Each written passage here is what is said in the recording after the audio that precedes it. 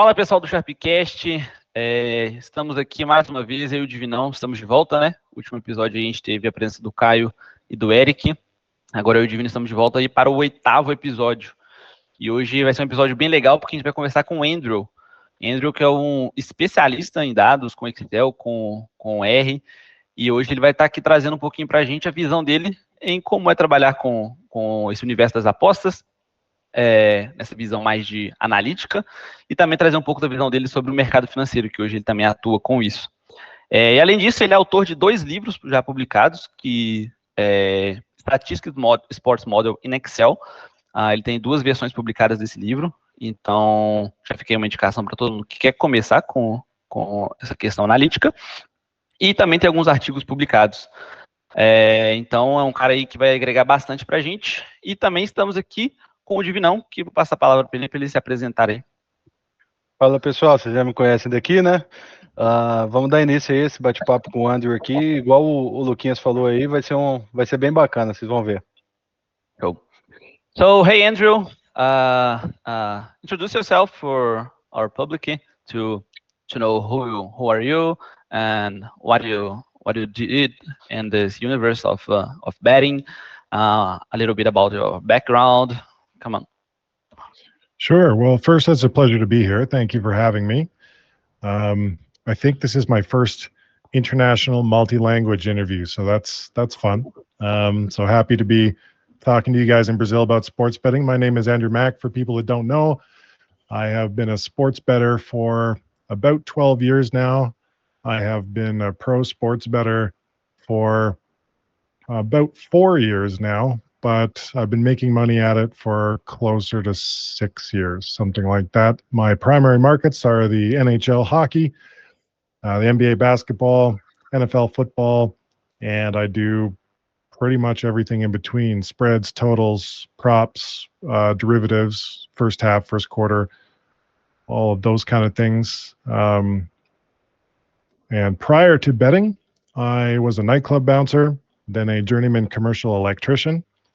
Then I went to law school, and when I graduated law school, I decided to finally go quote-unquote pro. Good. And how you came into this field, this betting field? What kind of thing bring you to this area? Yes, because it's too far away from the law graduation. Well, you can look at it that way, certainly, but another way to look at it is that law school teaches you to think probabilistically. It's just about non-numeric problems, right? Whether someone is guilty or not, whether the evidence is sufficient to convict, is a probabilistic decision. It just happens to be more qualitative than quantitative in nature, right? But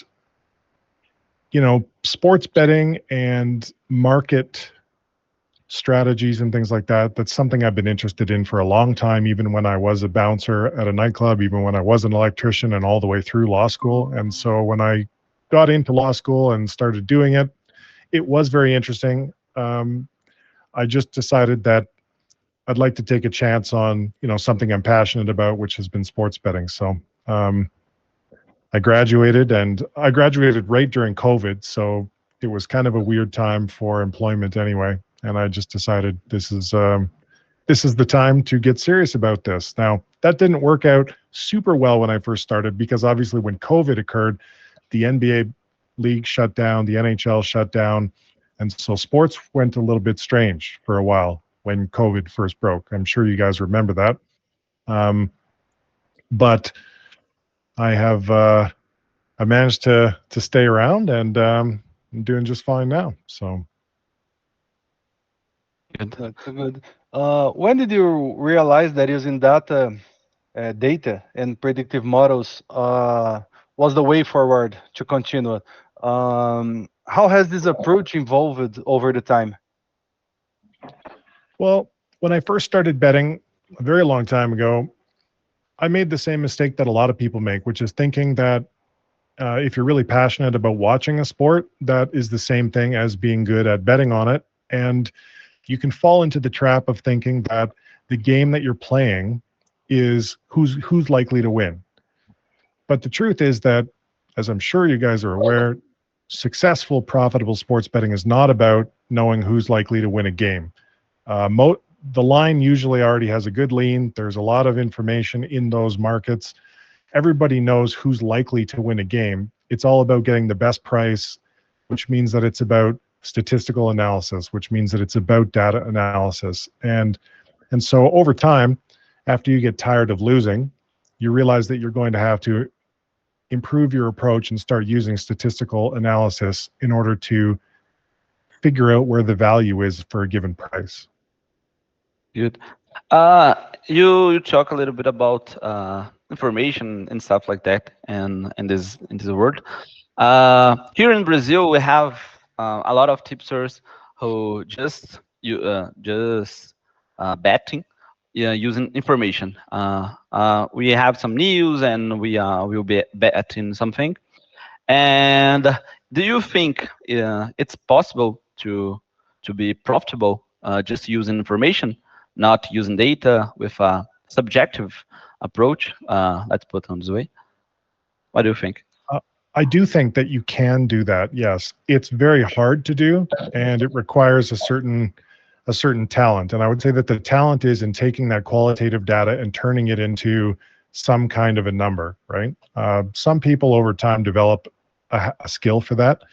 And certainly you don't necessarily need to know an exact number if you can get a lean, a direction on whether the price is wrong one way or the other. So it's possible to do it that way.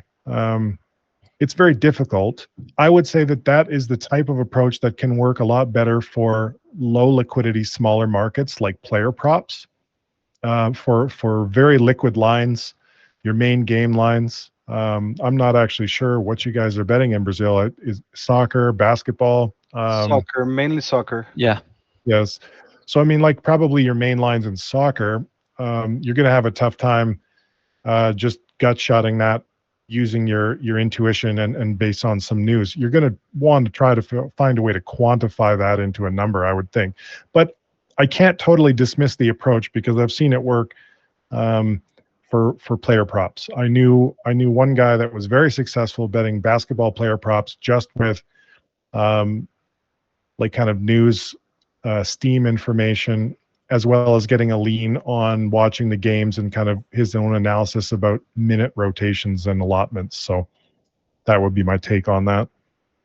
I don't know if you agree with me on that, but I think the most difficult part of betting on information, on news and things like that, it's you need to know if you are in front of market or behind it, if it's already moved and it's a fair line now or no, or if you are the first to take it.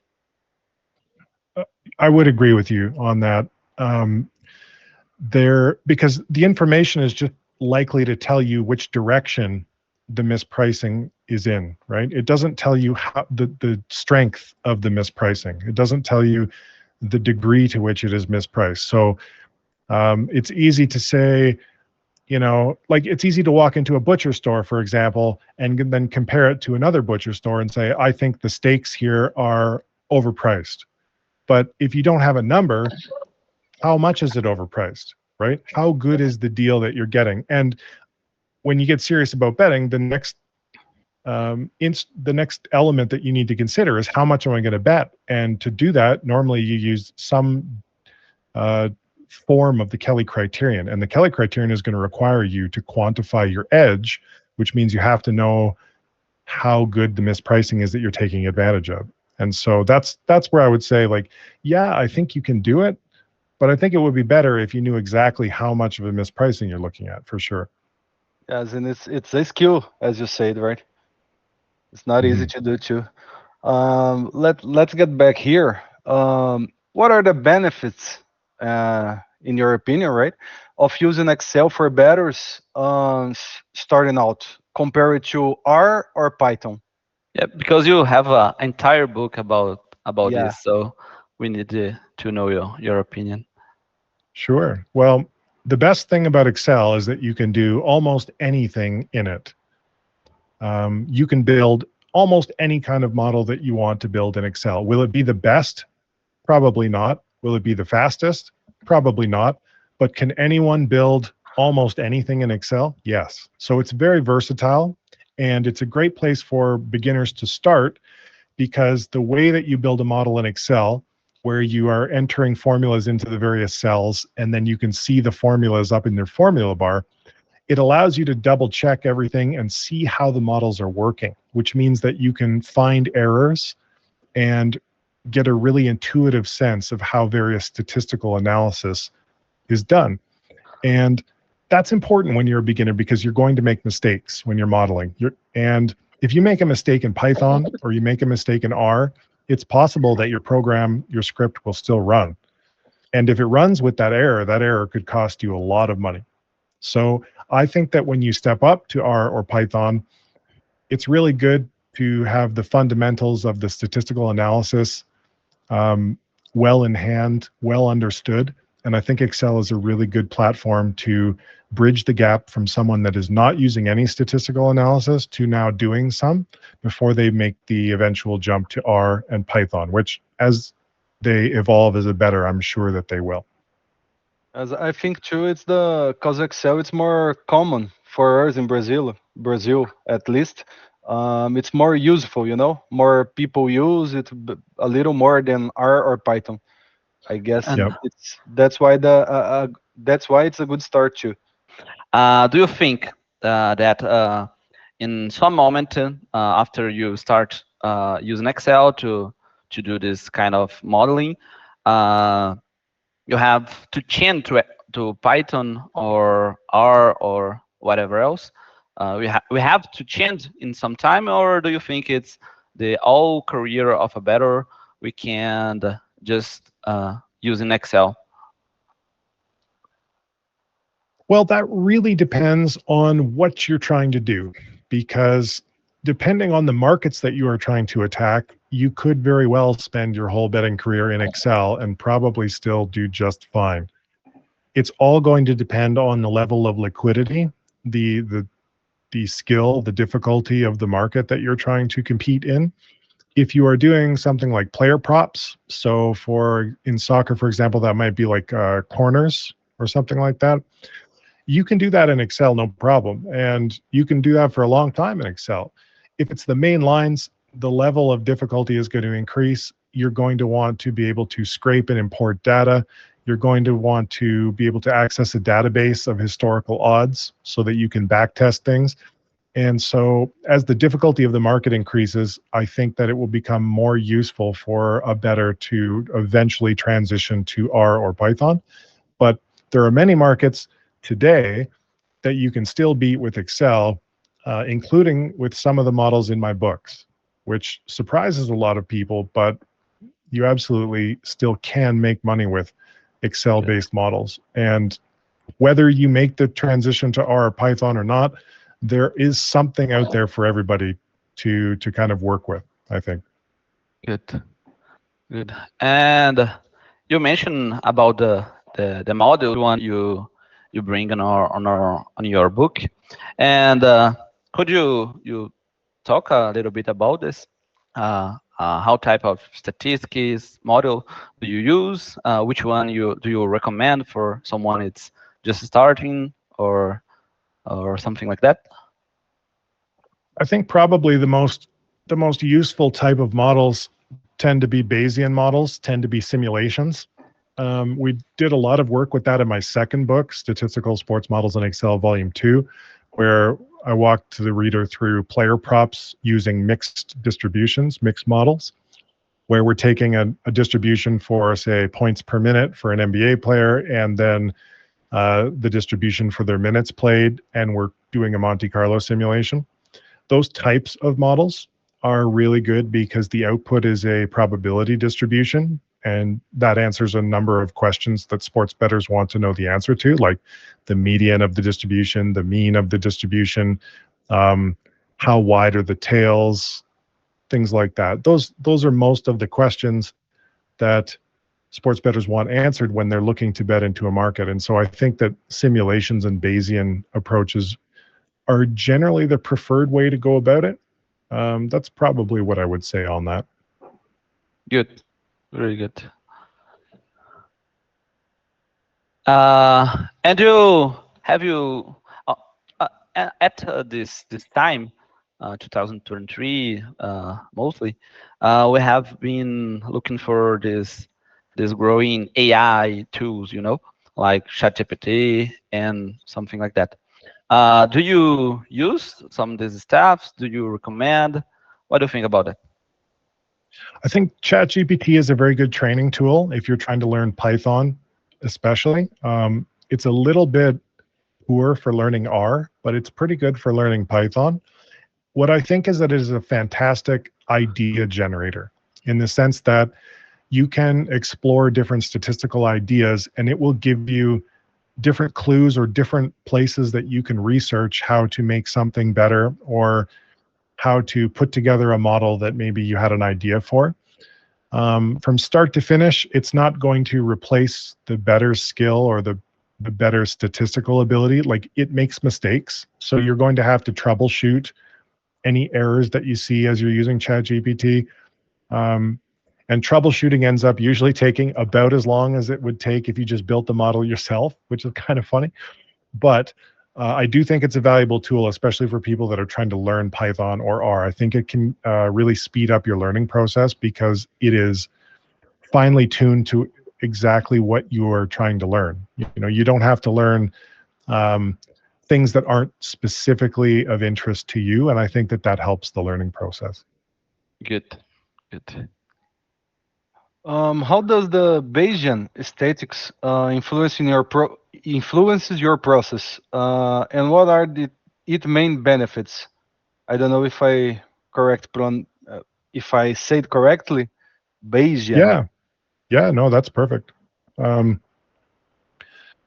So I don't know how much your listeners want to know, but we can get really deep into this because it's a very, very big topic, right? There are two basic schools of thought, you might say, in statistics. We have frequentism and we have Bayesian statistical approaches. And it's an actually really important distinction specifically for games that involve uncertainty in market behavior like sports betting. So let's talk a little bit about some of the differences, because I do think that Bayesian statistical approaches are the preferred way to go about sports betting and sports modeling problems. So let's get into that a little bit. Frequentism and Bayesianism, or Bayesian statistics, they fundamentally have a different philosophy about what probability means. Frequentism considers probability to be related to, as you might guess from the name, the frequency of the events. How many times does this happen over whatever period? The Bayesian approach considers probability to be a measure of the degree of knowledge or belief, which some people think makes it subjective, but I'll leave that argument for another day. That's kind of the textbook difference that you would read most places on the internet. I don't think that it's the most helpful to understand, though. So let's take it to the next level, which is how we look at data and distributions. Because distributions are very important in sports betting. We want everything to be understood through the lens of a distribution. So frequentists and frequentist statistics consider a model parameter, like a distribution, to be fixed and the data to be random. But the Bayesian approach considers the model parameters to be random and the data to be fixed. So what does that mean? That means that if you have a normal distribution and you have a bunch of data points, in and around it, the Bayesian approach says that the data is fixed, meaning it doesn't, it's real. It actually happened, right? And as you get new data, the distribution, that normal distribution, will start to shift and evolve and change, and in a sense, learn from the data. The frequentist approach says that the normal distribution is fixed with a number of parameters and that the data is random. So if you see a data point that is outside of your distribution, it would be considered an aberration or an outlier or something like that. And there are a lot of times when the frequentist approach will work perfectly fine, but with sports data, you don't have a lot of data, right? Teams don't play 1,000 games every year. They play a handful of games. a small number. And from a statistical point of view, it's a small data problem, which means that if you have an outlier, you have a big problem because that data really happened. That team really did score 6 goals that game, and it needs to be a part of the model. So the Bayesian approach adapts the distribution to the real data that you are observing. And I think that is what makes it, philosophically at least, a stronger approach. Really, really, really good. This betting universe changes a lot of time, right? So this the bias helps us to keep improving our model and stuff like that. Do you agree? Yeah, I think I understood your question. Maybe you could just tell me again, though. Maybe you could try to rephrase it. Yeah, I just confirming what you said because looking for this point of view for the Bayesian statistical, I can see this type of things help us to always improve our model, because as you said, we have some distribution, but we always will have new data, and this data will be so different, and the bias in statistics can help us to understand how this works. Yes.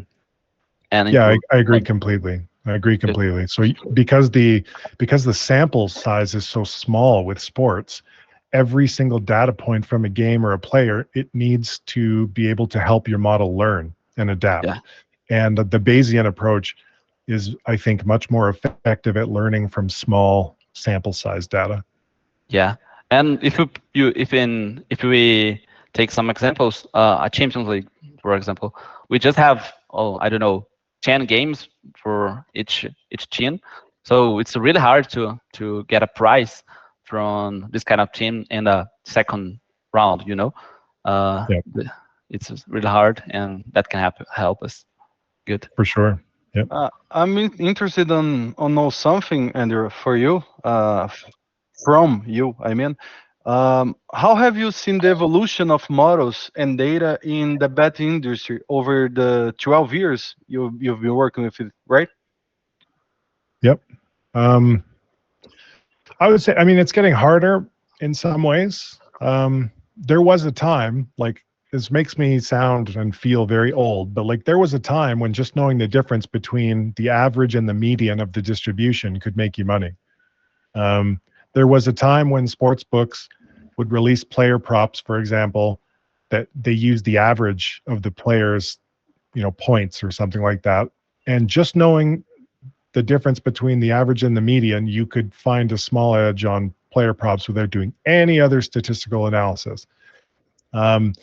There were all kinds of examples like that many years ago, and now it's getting harder. So it's become more convenient to bet, but it's also becoming a little bit harder at the same time. And that's because as data becomes more easily available, the information becomes more incorporated into the current market prices. And I don't think anyone is surprised by that. That's simply how markets work. But it creates an environment where simply having the data is no longer enough. It's really about how well you can analyze and apply that data.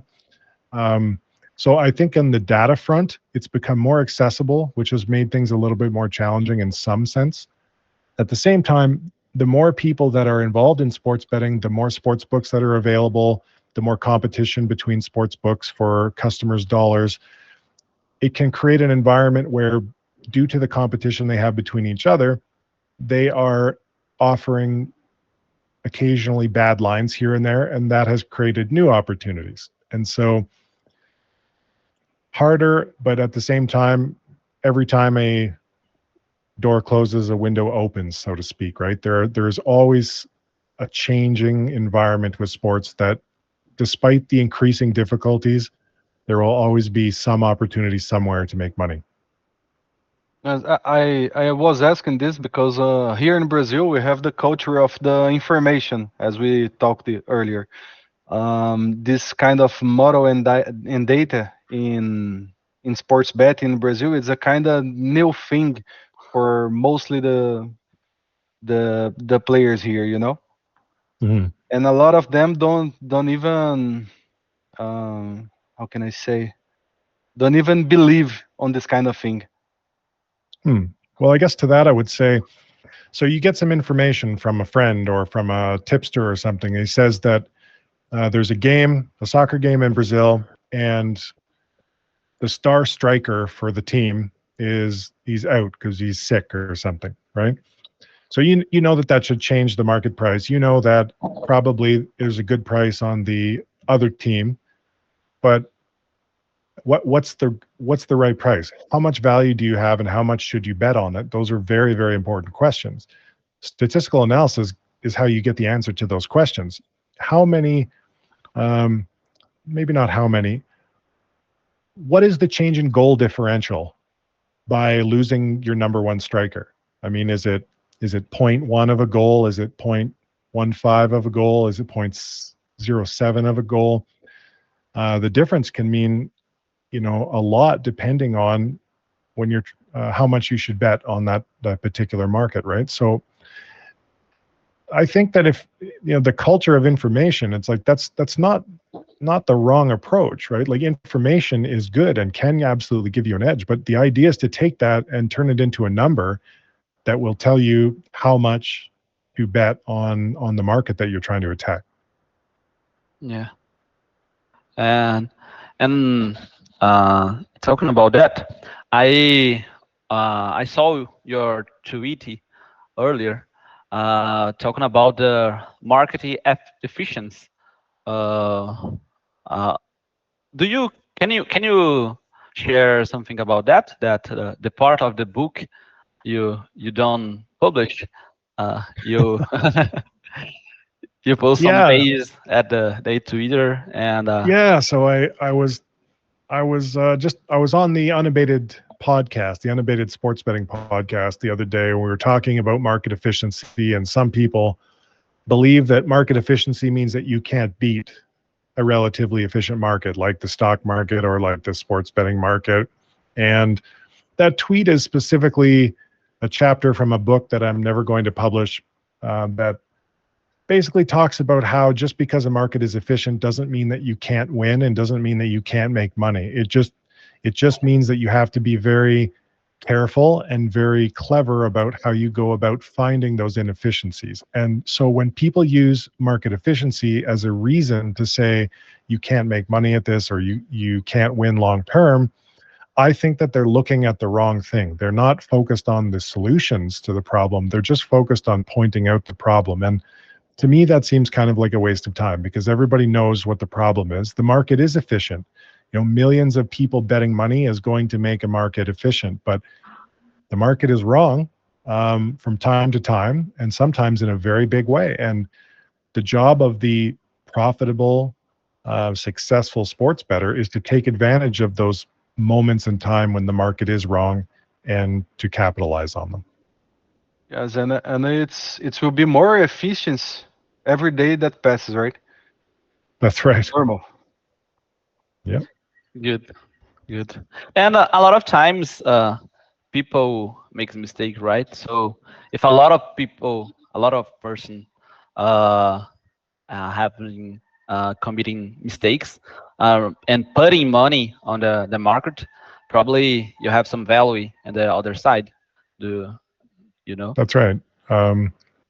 And it will be greater or lesser depending on the strength of the market, but absolutely, I mean, that is an essential component of successful sports betting, successful speculating in the stock market or any other speculative endeavor, where you're trying to find the side that has value, and taking the market and its capacity to be generally right in the average long term, but also to make small mistakes in the short term is a huge part of that. It's okay. Let's talk a little bit now about staking, about putting the money to play. What's your take on the different methods, including like Kelly criterion? What do you think about them? You use Well, a flat stake, or you I use think anything that else? I think Kelly criterion is very important. It's a fundamental formula for sports betting and successful speculating.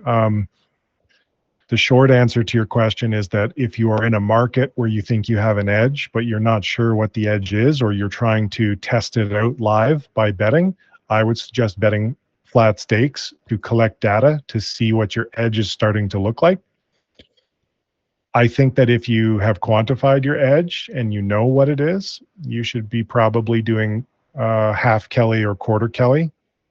Kelly criterion as a concept is very, very powerful, but I would never recommend doing full Kelly because the variance is very extreme, and there's usually a good chance that you have miscalculated your edge, or just that there is enough uncertainty in the future returns of that edge that you shouldn't be doing full Kelly. Half Kelly, for example, right, it has 2/3 of the return, but only half the variance of full Kelly. So it is preferable. And I would probably say for most sports, quarter Kelly is probably a better way to go, just because it will reduce, again, the high variance of your P&L distribution. Yes, because the variance is for up and for down. So if you get a really bad run, as we say here in Brazil, you might be in trouble with the full Kelly, right? That's right. You might be back to working your day job, right? And nobody wants that. So Yes. And the first thing you need to know if your model is good enough to do it. that's You right. need this confirmation That's right. before using Kelly. Yeah, people use that as a reason to discount or discredit the Kelly criterion sometimes, but the concept behind Kelly is very simple, right? It's a function of your win rate and the payoff ratio, and the best way to maximize the logarithmic utility of your bankroll based on that. The concept is massively important, but again, I would suggest quarter Kelly is probably the smoothest ride. I never thought about cutting Kelly in half or quarters. It's an interesting view too. There are many books on this as well in the finance world that you can read about it, but basically you're getting more a better bankroll growth than flat staking, but you're reducing the variance from full Kelly. That's the essence of the concept, and why it's a good idea to think about that once you've quantified your edge in such a way that you have some degree of confidence in it. Yes, that's for sure. Good. Did you mention about the stock market? Now, are you working with stock market, right? Mm-hmm. Yeah, that's right. Good. And could you share a little bit about how was this change, and what is the coincidence points about these two areas? The betting stuffs and the stock market. Sure. Well, yeah, I'm active in the markets during trading hours, and then I'm sports betting once the markets close. And mostly when I'm trading, that's a lot of hard work. yeah, it's very long days, but very similar. It's very similar to me. Obviously, there are very important differences. I would never try to suggest that they're the same, but the skill set and the mindset is very similar. So mostly what I'm trading are vanilla options. I trade options contracts. How to describe the process? I mean, it's very similar, right? The same process applies to both sports betting and financial markets. You're looking for some kind of an edge, and usually you find an edge by finding something in the data that stands out as being strange. And once you have an edge, you use the Kelly criterion or some derivative of like half Kelly, quarter Kelly to size a bet, and then you manage your trade. Now, managing your trade is a little bit different because in sports, once you place the bet, there's nothing to manage. You just wait until the game is over and you get paid or you lose. With trading, you have to manage the trade because you have the ability to cash out, to sell, or to buy back, depending on what you're doing at any time. But that sequence, that process is the same fundamental path to success in both trading in the financial world and betting in the sports world. So as you said about you put the money and you wait the game finishes. But here in Brazil, at least, we have a lot of debate in both industries about the concept of hedging or cashing out your bets. What's your stance on keeping open positions, or you might close them? What's your thinking about it? Well, it really depends what you're trying to do. Like, I can see the value of a hedge if you have like a big parlay on or something and you're waiting for the final leg to cash. That's like an example of a time when hedging makes a certain amount of sense and you can calculate the value of the hedge versus just letting it ride. In finance, it's a little bit different. Like, hedges are done for a number of reasons, to protect against downside portfolio volatility, to sometimes the hedge itself is part of a strategy, like selling volatility, like selling straddles or something.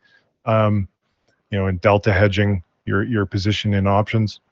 So that's a little bit different. I think that in sports betting, it depends on a case-by-case basis. I've also seen and heard of hedging off a bet when the line moves against you because it's likely to be a really bad bet. So taking a bet on team A, the line moves against you really badly, and you hedge off by buying the other team and basically make the trade a wash as a way to try and nullify the negative effect of being like really on the wrong side. Those are really the two most common examples I can think of in sports betting for hedging. I generally think that anytime you're adding additional bets or transactions to your betting, you're adding like more commission, more vig to pay. And so you should try to avoid it to the maximum extent that you can, because it's more likely than not to be costing you money. But in specific situations, I can see why you would want to do it. And again, that would be a case-by-case basis situation. Okay. Good. And Andrew, talking about the modeling and stuff like that, do you have some kind of process to think about models, and which kind of steps do you use to? I think about to use linear regression. So I will apply, and after I will change something and look for mistakes. Which kind of process do you apply to when you are thinking about a model? Just in the stock market and betting market, what else? Well, I don't want to go too much into any specific modeling technique process, because so much of that depends on what you are trying to do. Like, obviously there is a time for linear regression. There's a time for Markov chain Monte Carlo simulation. There is a time for principal component analysis. There is a time for outlier detection. There's a time and a place for all of these things, depending on whatever problem it is you're trying to solve.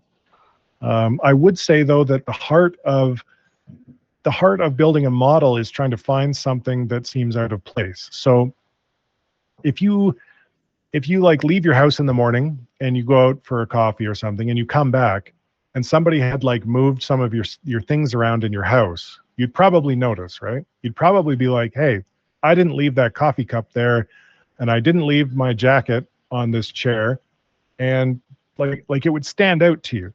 But it stands out to you because you know your house so well, and you know all your things, you know everything in your house. So the market is kind of like that. You need to try to find things that stand out in the prices. And the way that you find out what stands out is by getting a really good feel for what normal looks like in the market. And so, something standing out can mean different things in different contexts, but the elements that make a successful kind of model are usually based on finding the thing that stands out. And in order to find anything that stands out, like our house example, you first establish a baseline of what is normal, and then you look for things that seem out of place. And I really think that if you start with that process, you're going to find a lot of interesting things. Good. That's a good insight. I want to talk a little about the article you published on Pinnacle about the importance of the failure in a better's life, right? And I agree a lot with that because when we hear, for example, we finished the create of a model, it will certainly be full of flaws, and the work will start there from now. You know, the first model you do, it's the easier part of all the journey. What kind of approaches and methods do you apply to arrive at the final product, as we can say like that? And what do you look at when you will start doing this, like CLV, close line value, or the ROI, or something like that? What do you use an analysis on a new model? So there's two parts to that question. So the first part of the question, we how do we kind of go about troubleshooting and making a model better? The easiest way, the most straightforward way to do that is to think about the assumptions that are in your model, right? So any given model, because a model is a simplification of the world, it's like a zip file. It's compressing the world into a small kind of interpretable map that will show you something that you're trying to understand. And the first way that we go about making it better is we think about the assumptions and we see if we can make the assumptions better by mapping them closer to reality. So in the example on the Pinnacle article, I gave a number of examples of assumptions that were baked into the model that we could maybe look at and see if we can break them down and make them a little more real life. So you can look at the distributions that you're using. Like if you have a normal distribution and you could say, is the data really normal? Is there a different distribution I could use? Is there a way that I could change the data? Maybe I could do a log transformation on the data or something. Maybe there's a way to change the data so that another distribution would be a better way to model this. So it's really about attacking the assumptions, and this is where I think like self-reflection, self-knowledge becomes really important, because you have to kind of think for yourself about like, okay, this is what I've done. What assumptions do I have in this, and how might I be wrong, or how could I make them better? And so it's a reflective process. To answer the second part of your question, the error metric or the accuracy metric that you want to use depends a lot on the type of market that you're in. So the metrics that I generally recommend are MAE, median average error, mean average error, log loss. But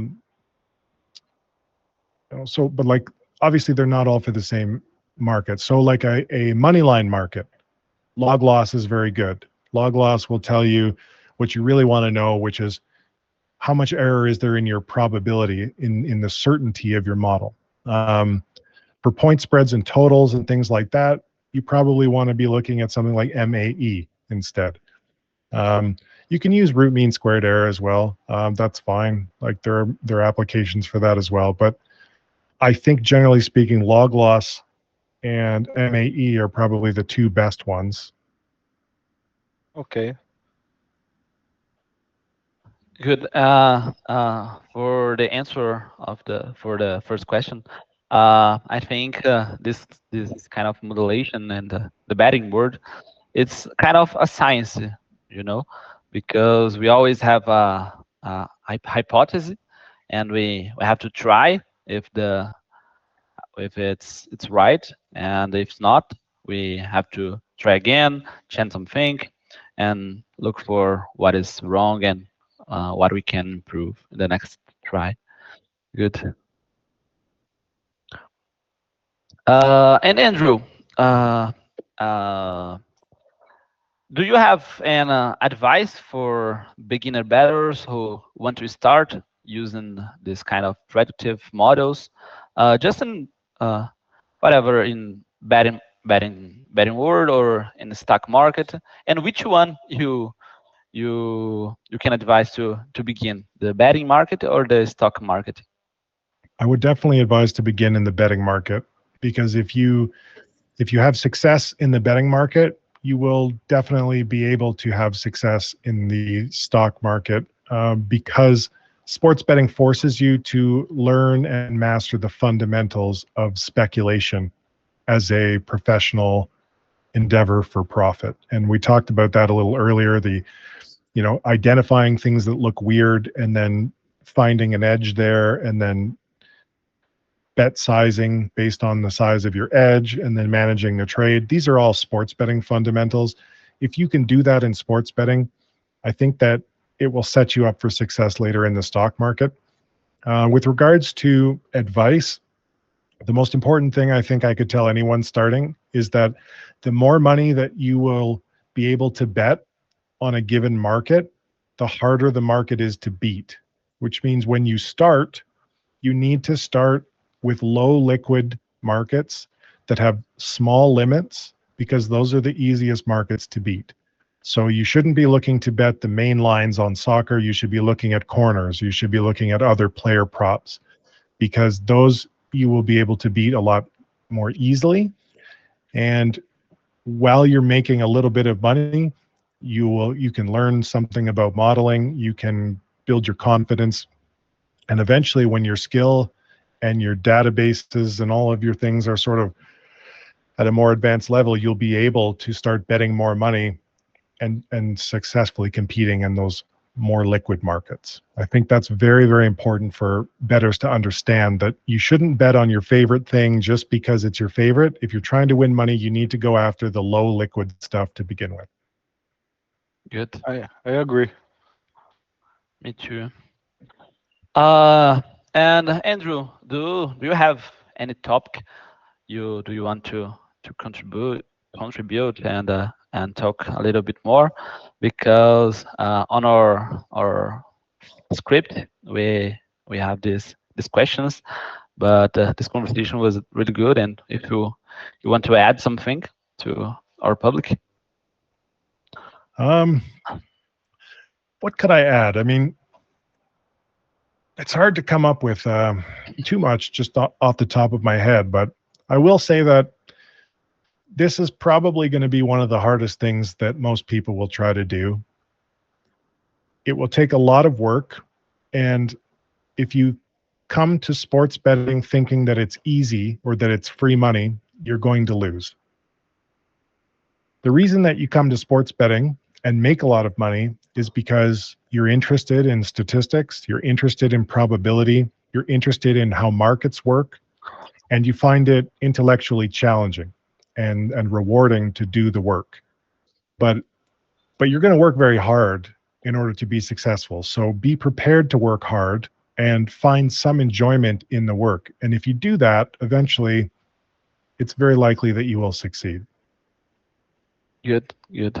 I think you bring a good perspective for all our public, because here in Brazil, a lot of times we don't have so many people talking about data, talking about models and stuff like that. And I think all you bring here will help a lot of people to start on this way. That's great. Well, it's been a pleasure to be here, guys. Thank you for having me. Oh, it's our pleasure. Yeah, exactly. Do you have anything to add, Divino? Well, we just need to say sorry about our English. That it's not our native language, you know. Well, that's okay. I'm sorry about my Portuguese. So fine. Do you know any word in Portuguese? No, I don't know anything. Okay. Então, pessoal, esse foi nosso bate-papo aí com o Andrew. Foi muito bacana aqui pra gente. Acho que o Luquinha gostou bastante também. Que é uma coisa que a gente está imerso nisso aqui todo dia, né, Luquinha? Exatamente. É uma isso. parada que a gente gosta muito aqui na Bifront, no SharpCast no geral, e com certeza vai trazer um insight bem legal aí para todo mundo que está assistindo até aqui. É isso. Espero que vocês curtam. Vou passar a palavra ali para ele despedir de vocês e nos vemos no próximo episódio. Go ahead, Andrew. Well, thank you once again for having me, guys. It's been a pleasure to be here, and I hope this helps your listeners in Brazil. Best of luck with your sports betting, and keep working on your models. Good. Good. Thanks. Valeu, pessoal. Até a próxima. Bye, bye.